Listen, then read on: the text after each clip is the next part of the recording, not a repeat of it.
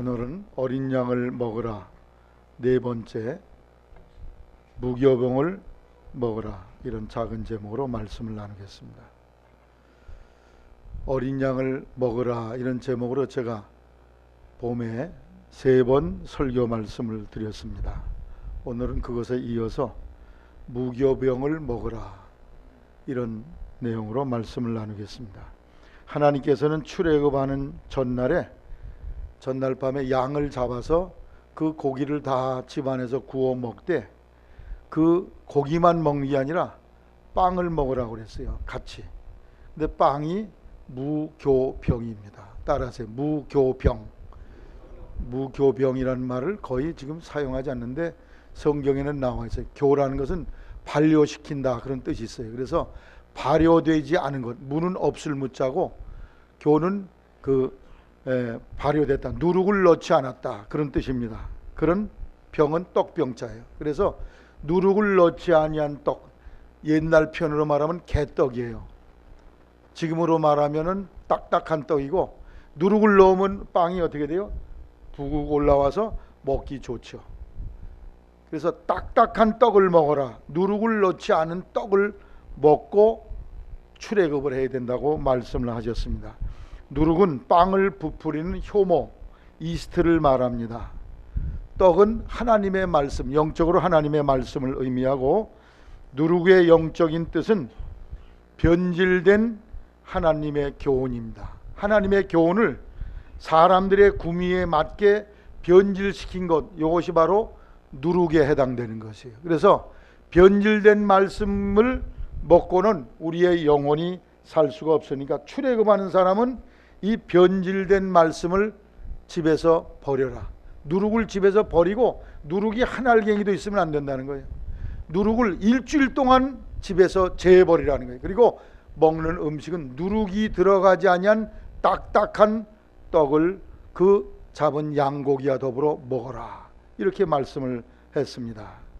그런데 예수님께서도 누룩에 대해서 말씀하셨어요. 특별히 마가복음 8장 15절, 마태복음 16장 5절에 보면 바리새인의 누룩, 사두개인의 누룩, 헤롯의 누룩을 주의하라. 그러니까 누룩은 뭐라고요? 하나님의 말씀을 이렇게 변질시킨 것, 그것이 바로 누룩인데, 바리새인, 사두개인, 헤롯을 통해서 변질시켜진 하나님의 말씀이 있는데 그것을 내게서 제해버려야 된다는 것입니다. 그러면 우리가 제해버리고 우리가 멀리해야 될 이 세 종류의 누룩은 어떤 것일까요? 첫째로 바리새인들의 누룩이 있다고 예수님 말씀하시고, 이 바리새인의 누룩은 형식주의, 외식주의, 의식주의의 신앙을 말하는 것입니다. 그래서 신앙의 껍데기만 있고 내면은 빈 털터리가 된 상태. 예배당은 왔다 갔다 하는데 속에 영혼의 기쁨도 없고 행복함도 없고 만족함도 없고 하나님을 위해서 일하고 싶은 아무런 내적인 변화나 속사람의 변화가 일어나 있지 않은 상태, 겉으로는 훌륭한 신자처럼 보이는 그 거짓의 탈을 벗어버려야 된다는 것입니다. 그것이 누룩을 내게서 제하라는 그런 말씀이죠.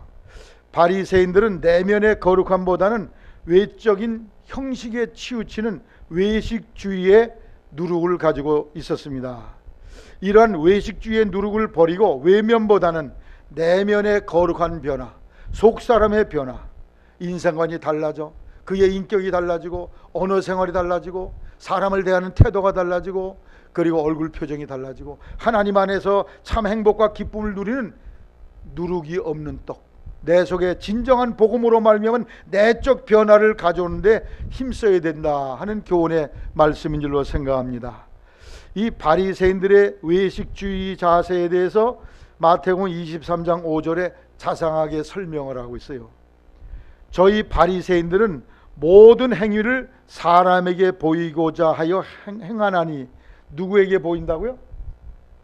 사람들, 목사님이 어떻게 보나, 아유 우리 장로님이 날 어떻게 볼까, 이런 것에 더 관심이 있다는 거예요. 사람들이 나에 대해서 어떤 평가를 할까, 여기에 더 신경을 쓰지 내 속은 별로 신경을 안 씁니다. 근데 겉을 멀쩡하게 아주 멋있게 꾸민다는 거예요. 그 꾸미는 방법이 그 차는 경문을 넓게 하고 옷수를 크게 하고 잔치의 상석과 회당의 상자와 시장에서 문안 받는 것과 사람에게 랍비라 칭함을 받는 것을 좋아한다.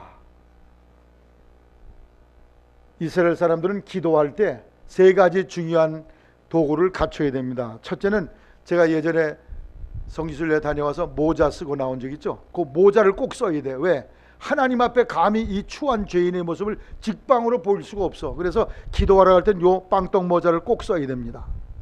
두 번째로는 테펠린이라는 성경 신명기 6장 4절로 9절 하나님의 말씀을 마음에 새기고 손목에 매어 기호를 삼고 미간에 비춰 표를 삼으라는 말씀대로 여기에 성경 구절을 담은 여기 쪽두리 같은 상자가 있어요. 그걸 여기다가 딱 대가지고 이걸 끈으로 이렇게 묶었습니다.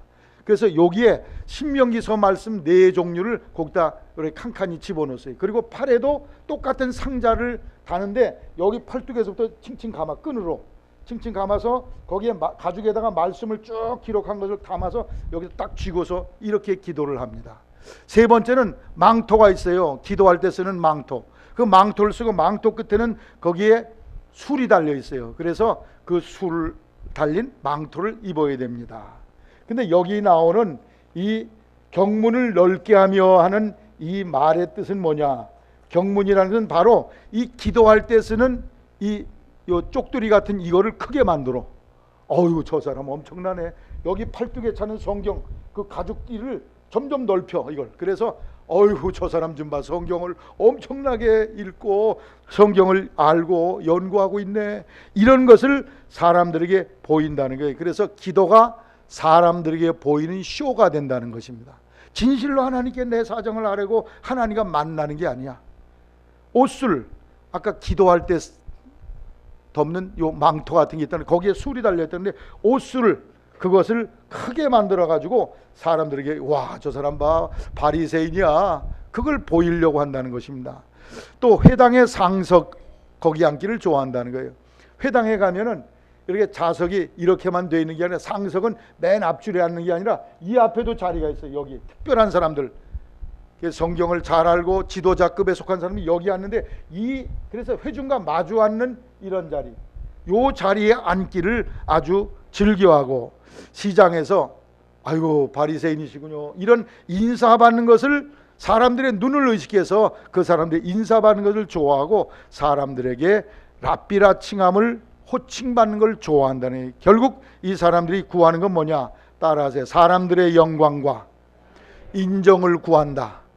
사람들이 자기를 어떻게 칭찬해주고 사람들이 나를 어떻게 인정하고 이런 것에 집중한다는 거예요. 그래서 25절에 바울사 예수님이 바리새인들을 책망하기를 잔과 대접의 것은 깨끗이 하되 그 안에는 탐욕과 방탕으로 가득하게 된 인간들이라고 그랬어요. 겉모양은 그럴싸한데 속에는 남을 질투하고 미워하고 시기하고 뇌물받고 못된 짓은 속엔 다 하면서 겉으로는 근사하게 꾸며놨다는 거예요. 그래서 회칠한 무덤이라고 그랬어요. 무덤은 겉으로는 멀쩡하죠. 잔디가 입혀있고 유대의 무덤은 이렇게 돌로 돼 있어서 근사하게 보이지만 속에 들어가면 썩은 송장덩이가 있는 것처럼 겉으로는 그럴싸하게 꾸몄는데 속에는 더럽고 추한 죄인의 모습이 있다는, 이것이 바로 바리새인들의 누룩이라는 것입니다. 이 누룩을 제하라는 것은 뭐냐? 이런 외적인 사람들에게 외식하면서 남에게 보이려는 태도보다는 속 사람을 회개시키고 사람이 달라지고 인격이 달라지고 말이 달라지고 처신이 새로워지는 인격 변화의 삶으로, 그런 삶으로 변화되는 것을 위해서 마음을 모두라 하는 것이 누룩을 제하라는 말씀의 교훈인 것입니다. 그래서 외식이라는 것은 기도, 교회 봉사를 누구에게 보이려고 해요? 사람에게 보이려고 그래. 아이고 저 양반 기도 많이 하네. 아유 저 양반 봐 대단해. 이런 사람의 찬사와 칭찬을 구하는 기도와 봉사. 원래 기도와 봉사는 누가 봐야 돼요? 누가 알아줘야 돼요? 예? 하나님이 보셔야지. 아이고 저 선행교회 아무개 성도지만 참 눈물겨운 기도를 드리네. 하나님이 받아주셔야지. 그 봉사가 하늘의 보좌에 드려져야 되는 거 아니에요? 그런데 사람들만 보라고 그렇게 한다는 것입니다. 이것이 바로 잘못된 바리새인의 누룩이라는 거죠. 봉사의 목적이 하나님 봉사인 것처럼 겉으로는 보이지만 속에는 자기의 영광을 나타내려고 그러고 자기 이름을 드러내려고 그러고 하는 그런 잘못된 행동을 하고 있다는 그런 말씀이죠. 오늘 보이고자 하는 봉사, 보이고자 하는 헌금, 보이고자 하는 기도, 이런 것을 버려야 될 줄로 생각합니다. 혹시라도 조금이라도 우리에게 이런 것이 있다면 이것은 바리새인의 누룩이라는 거예요. 어서 이것을 빼서 뽑아내 버리라. 그리고 누룩 없는 떡이 되라는 거예요. 그래서 우리의 속 사람이 변화된, 내면의 사람이 변화되는 그런 삶을 살아야 된다는 것이죠. 왜냐? 외적으로는 아무리 꾸며봐도 속 사람은 변화가 안 돼. 명동 롯데백화점에 가서 기가 막힌 수백만 원짜리 옷을 갖다 걸쳐본들 내 속이 변화돼요? 안 변화돼. 여기는 썩은 건 그대로 남아있어. 그리고 외식적인 태도를 갖출수록 더욱이 속은 추하고 타락하게 돼. 봐라, 내가 너보다 낫지, 얼마짜린데 이게 으스대면서 남을 깔보면서 이렇게 산다면 이게 속이 더 망가지는 거예요. 그렇게 되면 또한 사람 보라고 어떤 일을 하면은 결국 마음이 공허해져. 그리고 사람들이 보아주지 않고 인정해주지 않으면 화가 나, 분노하게 되고, 그리고 마음에 상처를 입어가지고 그게 병이 되고 교회에서 가시노릇하게 되고 그런 일이 된다는 거예요. 예수님이 사람의 마음에서 나오는 걸 고치라 그러면서 마가복음 7장에 사람에서 나오는 것이 사람을 더럽게 하는데, 속에서 나오는 것, 곧 사람의 마음에서 나오는 것은 악한 생각, 곧 음란과 도적질과 살인과 간음과 탐욕과 악독과 속임과 음탕과 흘기는 눈과 회방과 교만과 광패니 이 모든 악한 것이 다 속에서 나와서 사람을 더럽힌다 그래요. 누룩을 제하라는 건 뭐냐? 내 속을 깨끗하게 하려고 정말 회개하고 하나님의 믿음 생활에 정진해야 될 것을 교훈하는 말씀인 줄로 믿습니다. 오늘 우리가 외적인 것을 꾸미고 사람들의 인정을 받는 그 누룩, 바리새인 누룩을 던져버리고, 한 해가 가는데 다 던져버리고 여러분의 속에 누룩 넣지 않은 딱딱한 떡, 무교병, 그 말씀을 먹고 여러분의 삶이 거룩해지고 내면이 변화되기를 바랍니다. 빌립보 2장 12절에 항상 복종에 두렵고 떨림으로 너희 구원을 완성해 가라고 그랬어요. 기도하면서 하나님은 내 허물을 깨닫고 회개하면서 내 속사람을 거룩하게 만들어 가야 된다는 거죠. 믿음의 덕의 지식의 절제와 인내와 형제의와 경건과 사랑을 세워가는 그런 내면의 사람이 되어야 된다는 거죠. 성령의 열매를 거둬야 된다는 것입니다. 사랑과 희락과 평과 오래 참음과 자비와 양성과 충성과 온유와 절제의 열매를 거둬야 된다는 거죠. 고린도전서 11장 1절에 그리스도를 본받는 사람이 되라고 그랬어요. 고린도후서 5장 17절에 보라, 누구든지 그리스도 안에 있으면 새로운 피조물이니 이전 것은 지나갔으니 보라 새 것이 되었다. 새 사람, 새로운 삶의 새 인생, 새로운 인생관, 신앙 때문에 주어진 가치관, 세관, 이것이 달라져 버린 그러한 인격체로 여러분이 살아야 된다는 거예요. 언어가 달라져야 돼. 얼굴 표정이 달라져야 돼. 예수 믿는 사람의 얼굴 표정이 달라지고 생활 태도가 달라지고 변화된 삶의 성도가 되기를 주의 이름으로 부탁을 드립니다. 내면의 거룩함을 위하여 영적 훈련에 힘쓰세요. 디모데전서 4장 7절에 경건에 이르기를 연습하라, 훈련하라는 말이죠. 훈련, 기도하고 하나님의 말씀을 배우고 어떤지 자기를 변화시키고자 하나님께 기도하고 성령의 능력을 갈구하고 이러한 삶을 살아야 된다는 거예요. 그런 훈련을 통해서 우리의 속사람이 변해지고 거룩한 그런 삶을 살아가야 한다는 거죠. 디모데후서 3장 5절에 경건의 모양은 있으나 경건의 능력은 부인하는 자니 이 같은 자들이든 네가 돌아서라. 믿는 모양은 근사한데 속에 진짜 내면에 하나님의 능력은 없어. 꽝이야. 그런 상태가 되면 얼마나 허무한 인생이 되겠습니까? 오늘 우리가 예수 믿는 연조가 길어지면 길어질수록 자칫 바리새인의 누룩에 빠지기 쉬워요. 신앙의 연자가 오래될수록 경계해야 될 것이며 더 자기를 살펴봐요. 혹시 내가 바리새인처럼 외식주의자가 아닌가, 거칠해하며 이런 신자가 아닌가, 사람들의 찬사를 요구하는 허영주의, 신앙 허세주의, 과장주의, 자기과시, 여기에 빠져있지 아니한가를 살피고 바리새인의 누룩을 던져버리고 속사람이 새롭게 되는 거룩한 성도가 되기를 주의 이름으로 부탁을 드립니다. 두 번째, 사두개인의 누룩이 있다고 그랬어요. 사두개인의 누룩은 뭐냐? 현세주의자예요. 따라하세요. 현세주의자. 이 내세와 부활의 세계를 거부하는 사람들이에요. 사도행전 23장 6절에 보면 바울 사도가 예루살렘에 갔다가 이 바울 이 못된 사람이 지금 우리 유대인들이 받아들일 수 없는 예수교를 전한다 그래가지고 막 고소를 당하고 소동이 일어났어요. 근데 바울 사도가 딱 보니까 이쪽은 바리새인, 이쪽은 사두개인인데 거기 두 사람 사이에 낀 거예요, 바울 사도. 그래서 그 상황을 잘 이용을 한 거죠. 저는 바리새인입니다. 율법사입니다. 가말리엘 선생의 제자인데 내가 이렇게 율법 중에서 사람의 죽은 뒤에 영생이 있고 부활의 세계가 있다는 사실을 믿는 것 때문에 내가 저 사람들에게 고발을 당하고 있습니다. 사두개인들이 나를 고발합니다. 막 그렇게 야단을 하니까 이 바리새인 쪽에 있는 사람이 그래, 저 사람이 우리 편이야? 우리 사람이야? 그럼 저 사람은 안 된다. 저 사람 지켜줘야 된다. 그래서 서로 간에 다툼이 일어나서 백부장이 나와서 그 바울 사도를 데려갔다는 그런 내용이 나오는데, 그 설명 중에 따라서 사두개인은 부활도 없고 천사도 없고 영도 없다. 죽으면 끝이라는 거예요. 죽으면 꽝이지. 죽은 뒤에 무슨 또 다른 세계가 있냐? 그걸 믿지 않는다는 거예요. 이 사람들은, 이 사두개인들은. 사두개인이 누구냐?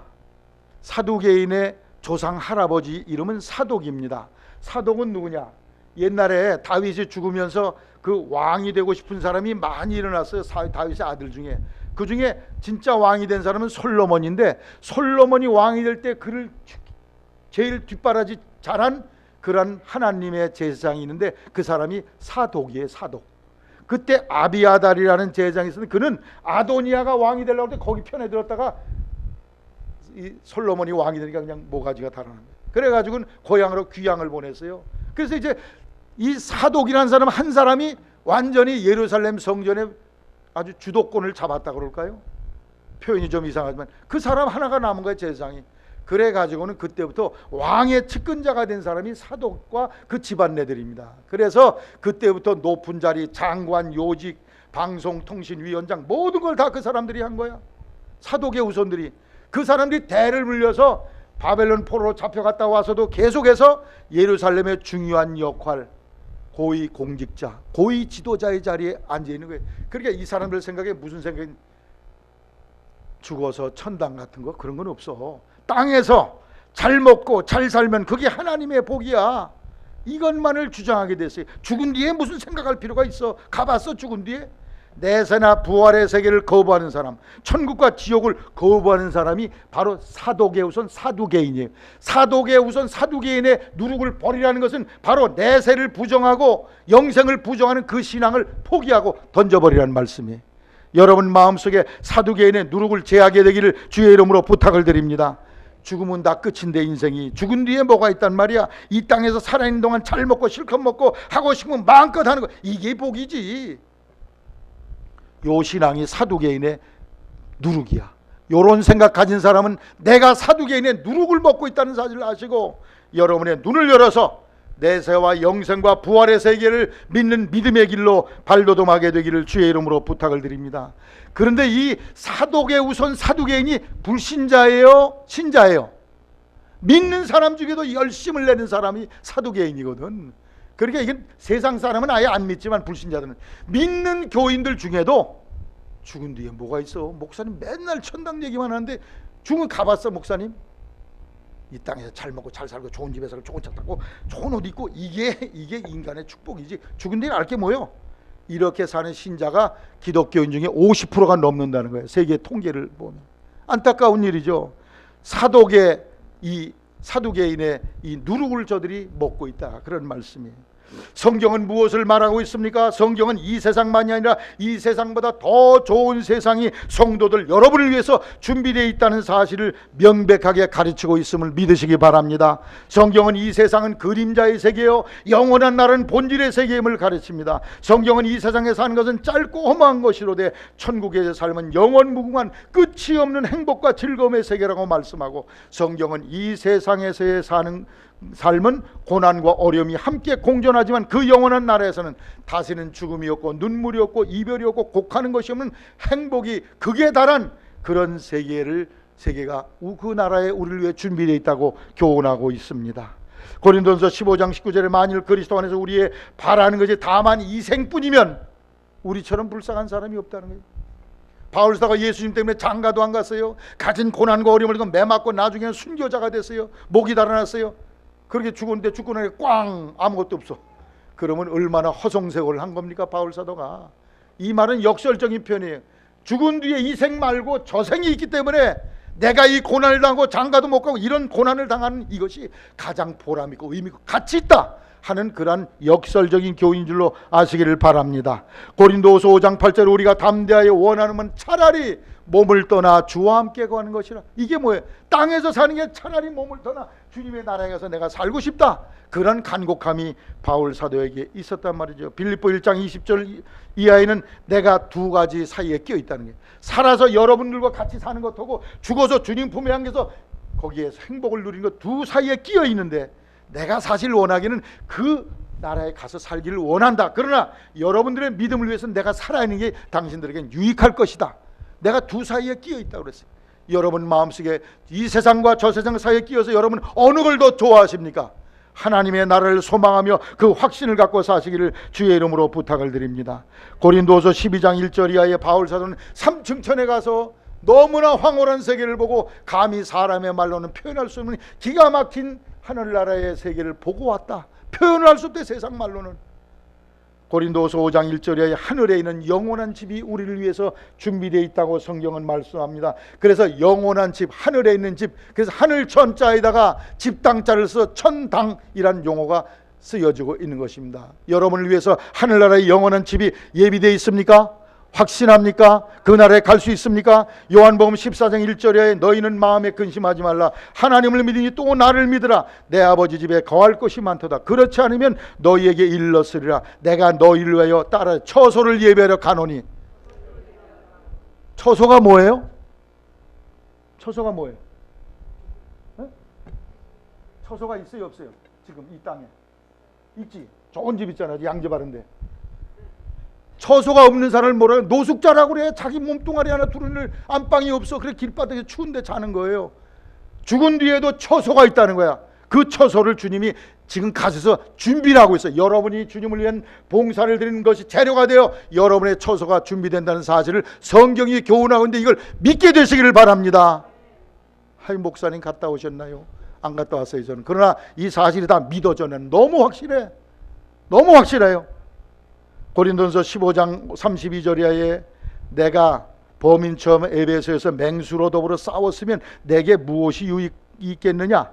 죽은 자가 다시 살지 못할 것이면 내일 죽일 터이니 먹고 마시자. 영원한 나라가 없다면 야 시컷 먹고 마시고 살다 죽자. 이렇게 끝난다는 거예요. 그러나 그 영원한 세계에서 하늘의 상이 있고 영원한 축복이 있기 때문에 내가 맹수 같은 인생들하고 싸우지 않았다. 이 바울 사도가 에베소에 맹수 같은 사람과 싸움을 걸어왔는데 싸우지 않았어. 에베소에 가서 전도하다 보니까 거기에 은수공업자가 있었는데 우상, 불상 같은 걸 만들어서 목걸이, 귀걸이 이런 걸 해가지고 이게 신이다 그러면서 장사를 해서 돈 많이 버는 사람인데 거기다 대고서 하나님은 이런 데 들어있지 않습니다. 하나님은 보이지 않습니다. 전 우주 어느 곳에 내 있고 하나님은 우주의 창조자입니다. 그랬더니 이 사람이 자기 사업이 이제 문을 닫게 된 거예요. 바울 전도 때문에.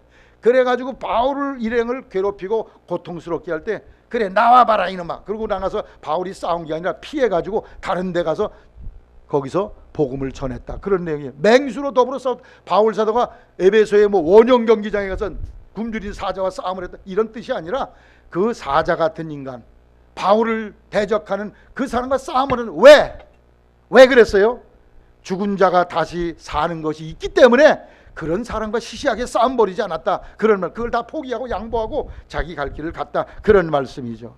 바리새인들의 누룩 잘못된 교훈 이 생만이 전부라고 하는 이 교훈을 여러분이 던져버리시고 이 영원한 세계가 있다는 사실을 믿고 그걸 준비하게 되시기를 주의 이름으로 부탁을 드립니다.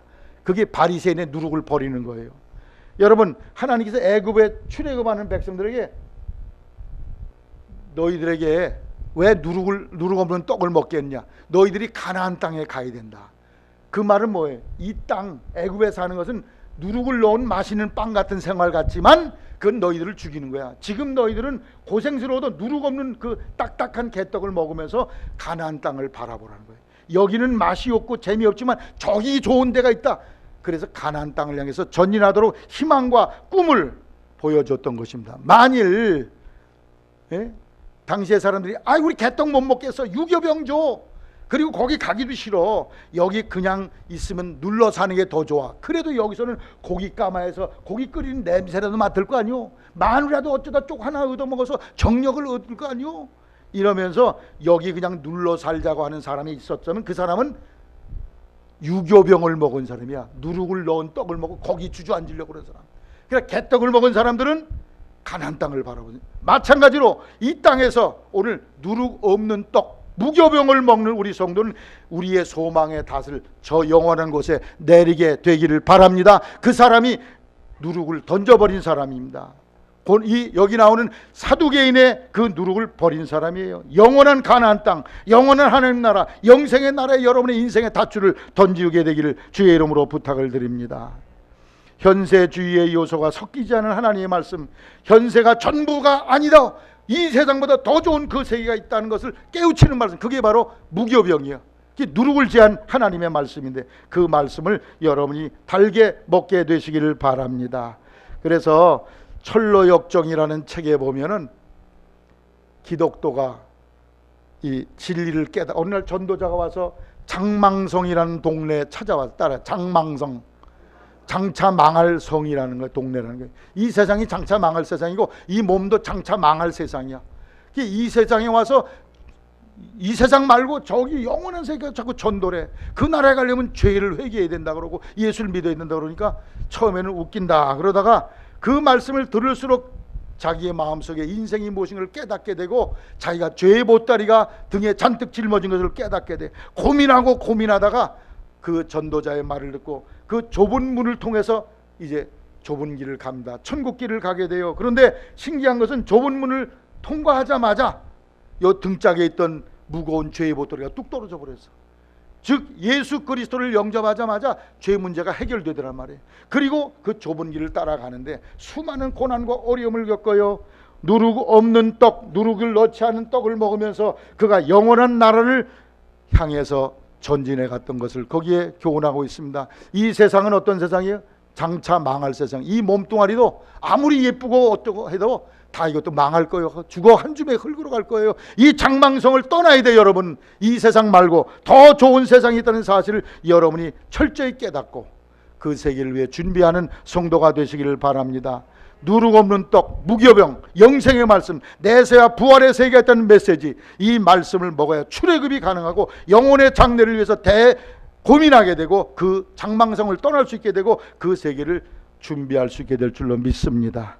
예수님이 바리새인들과 사두개인들 향해서 엄청난 독소를 많이 표현했어요. 성경에 보면 독사의 자식들아, 독사의 자식아, 뱀들아, 독사의 새끼들아. 예수님이 엄청 독한 말씀을 많이 해요. 왜 그래요? 이 땅이 전부라 이러면서 영원한 것을 준비하지 않으니까 그냥 예수님이 조게 된 거예요. 오늘 우리는 성경 부자와 나사로의 비유, 어리석은 부자의 삶 등등에서 현세주의, 이 사두개인들의 삶이 얼마나 그릇됐는가를 아시고 여러분이 이 사두개인의 누룩을 버리고 현세주의의 자세를 버리고 내세와 부활 세계를 확신하고 믿고 준비하는 삶이 되기를 주의 이름으로 당부를 드립니다. 세 번째는 헤롯의 누룩이에요. 따라서 헤롯의 누룩. 헤롯의 누룩은 자기 중심적인 삶의 누룩이에요. 이 사람은 자기 권력을 얻기 위해서는 수단 방법 가리지 않아 모든 사람을 다 자기의 이용물로 사용하는 자기 중심, 이기적인 삶의 자세입니다. 이 신앙생활도요, 저만 아는 사람은 신앙이 발전하지 않아요. 하나님 중심으로, 교회 중심으로, 또 다른 사람 중심, 가족에서도 가족들 중심으로 이런 생활을 해야지, 만 자기 생각만 맨날 해. 반찬이 들어와도 저만 그냥 다 먹어버려. 좋은 거. 이런 가정이 만일 있다 그러면 그 가정은, 그 가정에 사는 가족들이 얼마나 불행하겠어요. 아이고 당신 먹어, 얘들아 너 먼저 먹어라. 이래야지. 아버지가 갖다 놓으면 좋은 거 따라락 먹어버리고 그냥 뼈다가만 남기고 알아서 먹어. 이런 가정이 된다면 얼마나 불편하고 불행하겠어요. 그게 바로 헤롯의 누룩이에요. 헤롯이라는 사람은요, 이스라엘 사람이 아니에요. 이스라엘의 왕이 되려면 다윗의 아들들이 왕이 돼야 될 거 아니에요. 다윗의 아들 손자들이. 근데 이거 엉뚱하게 뚱딴지같이 딴 나라 사람이 에돔 나라 사람이 왕이 된 거예요. 로마에 아부를 하고 이러다 보니까 로마에서 너 세금 잘 걷어내냐? 네가 그럼 유대의 왕이 되라. 그래가지고 로마 황제가 왕을 세웠거든. 그러니까 일본 사람이 여기서 왕 노릇하면 우리가 가만히 갔어요? 맨날 물러가라고 데모하듯이 맨날 반발이 일어나는 거예요. 그래서 성전을 너무너무 아름답게 지어서 46년 동안 금박으로 뒤싸가지고 그냥 성전을 아름답게 꾸며놔도 유대인들이 마음이 기쁘질 않아. 당신은 물러가야 된다. 이래가지고는 나라가 어지러운데 그 성전 지으려고 얼마나 세금을 많이 뜯어냈으며, 그것만이 성전 짓는 것만이 아니라 자기 로마의 황제나 원로원에다가 돈을 많이 갖다 뇌물로 드려야 자기 자리가 유지되거든. 그러니까 하여튼 못된 짓은 대놓고 한 사람이 이 헤롯이. 누굴 위해서? 따라해. 자기를 위해서. 저만 위해서 백성들을 괴롭히고 고통스럽게 하는 못된 그런 누룩, 그런 사람의 상징이 바로 이 헤롯이라는 사람이에요. 이 헤롯은요, 자기 마누라도 죽였어. 자기에 대해서 바른 말 한다고 마누라 죽였어. 아들 셋도 다 죽여버렸어. 자기를 위하는 길에 걸림돌이 된 사람은 아내고 가족이고 아들이고 아무것도 필요치가 않아. 자기가 70세가 돼서 퇴위한 뒤에 사마리아에 가서 이제 살게 됐는데, 여리고 가서 살게 됐는데, 그때 예루살렘에 사는 지도자들을 잔뜩 끌어다가 가둬놨어요. 아무 죄도 없는 사람은. 그리고는 내가 죽을 때 곡할 자들이 많이 있어야 되니까 그 내가 죽는 순간에 저들 다 죽여라. 그러면 곡하는 소리가 도성에 올라. 이 반미치갱이 아니에요? 정신병자지. 자기를 위해서 애매한 아무 죄도 없는 백성들의 죄를, 목숨을 그냥 막 끊는 거예요. 잔인무도한 그런 인생입니다. 헤롯, 그는 자기의 권력을 위해서, 탐욕을 위해서 남의 생명을 쓰레기로 먼지처럼 짓밟아버리는 자기 중심적인 인생의 대표적인 인물인 것입니다. 오늘 왕이면은 누구 생각이 들어야 돼? 성탄절이고 연말이고 우리 국민 중에 노숙자들은 어떻게 사나 좀 찾아보고, 밑바닥 생활하는 사람 어떻게 사나 거기 좀 찾아보고 뭔가 선을 베풀려는 마음이 있어야 이게 왕의 자격이고 자세지. 왕이 백성들을 이용해서 자기만 배불리는 그런 자세를 갖는다는 것은 그건 이기적이고 잘못된 그런 왕이죠. 자기 권력, 물질, 명예를 위해서 아주 이기적인 삶을 살았던 헤롯의 누룩을 우리 속에 제해야 됩니다. 여러분 속에 이런 것이 있죠. 뉴욕의 전화기에서 사람의 전화 통화를 기록을 조사해봤어요. 5,000건을 조사해보니까 3,999건이 다 나란 용어로 다 쓰여요. 나.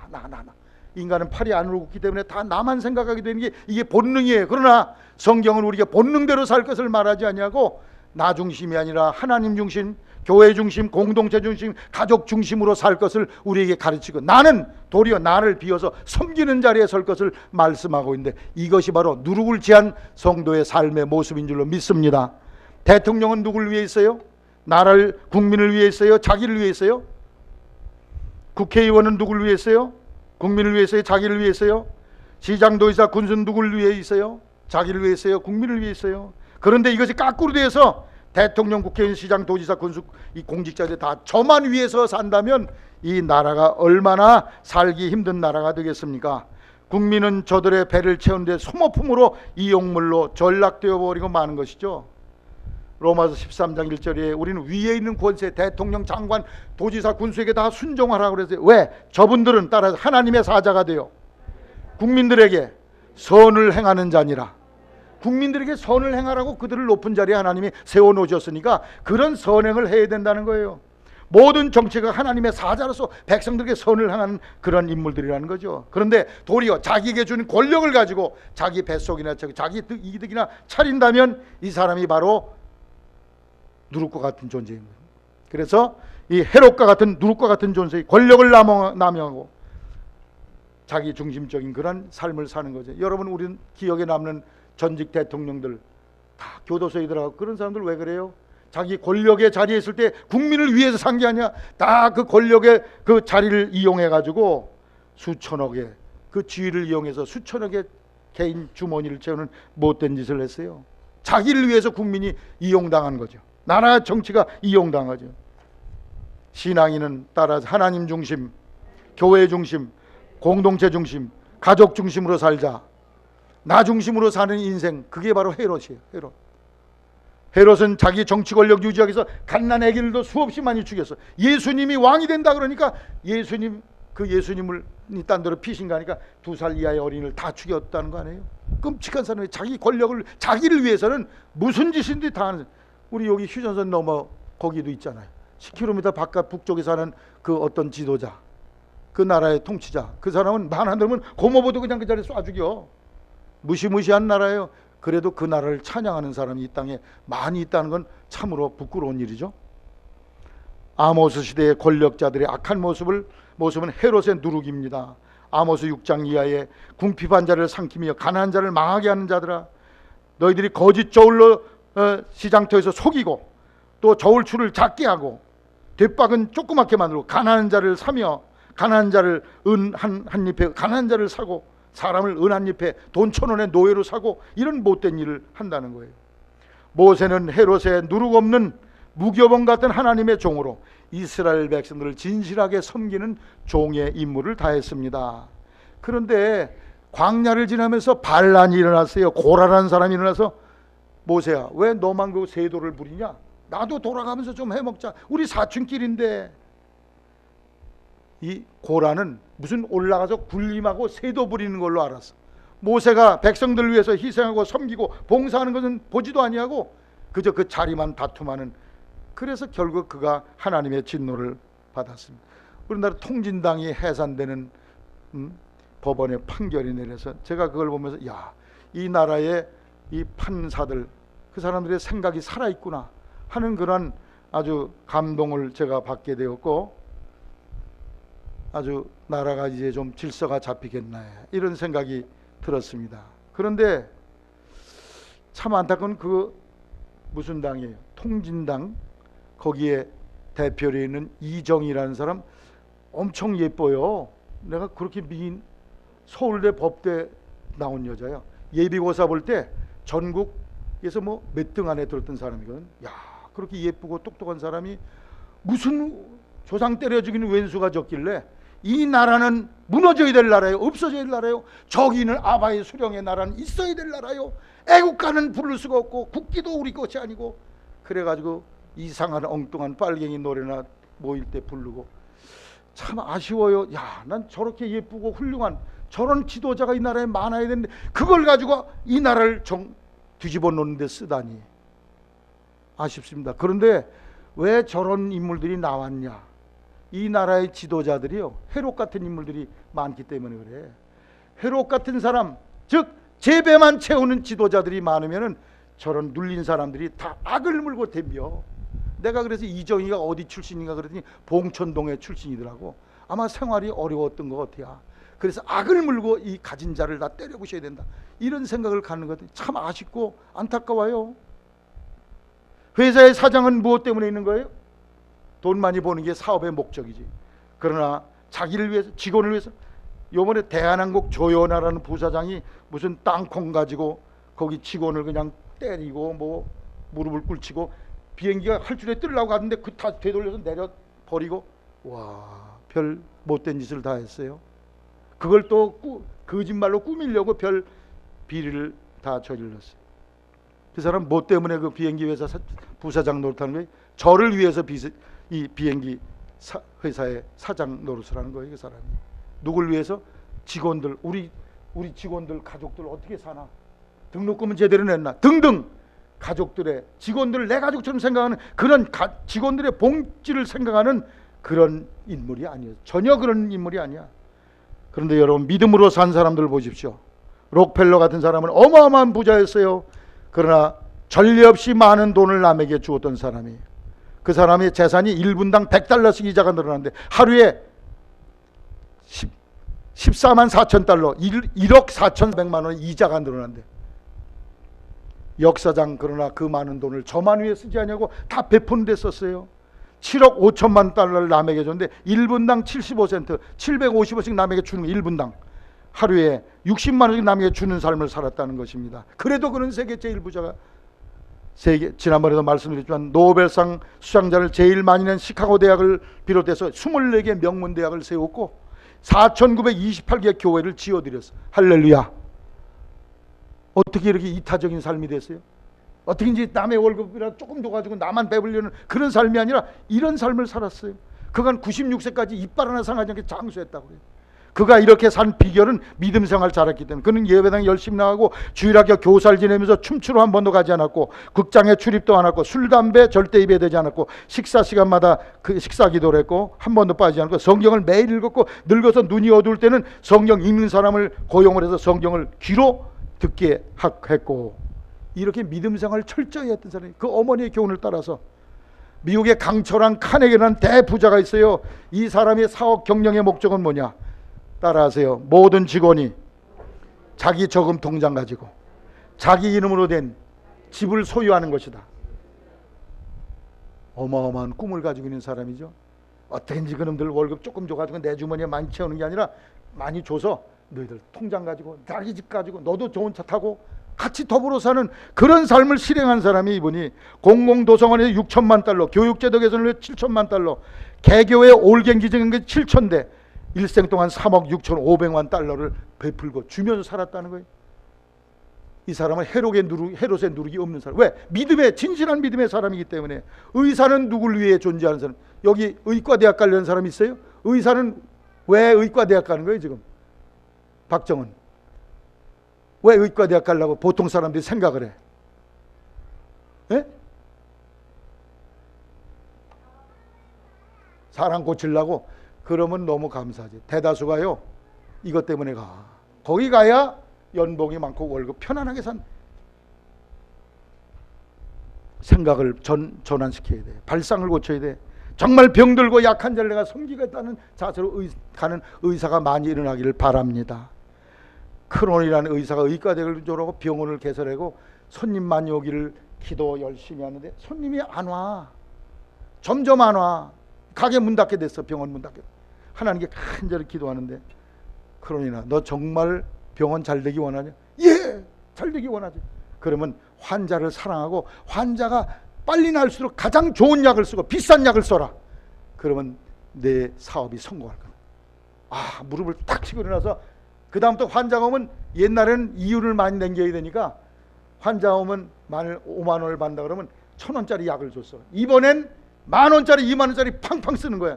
그랬더니 나갔어요 안 나갔어요? 병이 다 낫지. 나가지고는 소문에 소문을 나중엔요 저녁에 되면 돈을 셀 수가 없었대. 할렐루야. 주고 베풀다 보니까 하나님이 그 사람을 복되게 하신 거예요. 왜 좋은 대학 가려고 그래요? 사회에 봉사하려고? 천만에 그런 생각하는 사람은 거의 없어요. 우리의 발상을 바꿔야 돼. 그러나 우리가 좋은 대학 가는 목적은 하나님의 섬김을 위해서 간다고 생각을 바꾸게 되시길 바랍니다. 시간상 더 말씀드릴 수가 없어요. 퀴리 부인은 무지무지 가난하게 가난 속에 겨울에 무쪽 몇 개 가지고 겨울을 지냈대. 석탄 한 박스로 겨울을 달달 떨면서 고생을 하고 발견한 게 뭐냐? 라듐이라는 걸 발견했어요. 그걸 특허를 내면 돈방석에 올라앉아 세계적인 갑부가 돼. 그런데 기도하면서 아, 이걸 내가 다 독차지하면 암병 걸린 사람 비싼 돈 내고 이거 치료받아야 되는데 안 되겠다. 그래가지고 모든 걸 공개해 버렸어요. 누구나 공짜로 능력 있는 사람 다 갖다 사용해라. 할렐루야. 그래가지고 지금 방사선 치료가 그걸로 하는 거 아니에요? 그렇지 않으면 엄청난 로얄티를 거기다 내야 돼. 우리가 사랑하는 성도 여러분, 우리는 자기중심적 이기주의적 그런 삶의 형태 헤롯의 누룩을 버리고 우리의 삶 속에 주고 베푸는 그러한 거룩한 성도의 삶을 사는 성도가 되기를 주의 이름으로 당부를 드립니다. 무교병을 먹어야 돼요. 바리새인의 누룩, 형식주의, 외식주의를 버리고 내면의 거룩함을 만들어 가야 되고 사두개인의 누룩, 현세주의를 버리고 내세와 부활의 세계를 믿고 준비하는 삶을 살고 헤롯의 누룩, 자기중심적 이기적 삶을 버리고 이타적인 삶의 자세를 가는 성도가 되기를 주의 이름으로 축원합니다.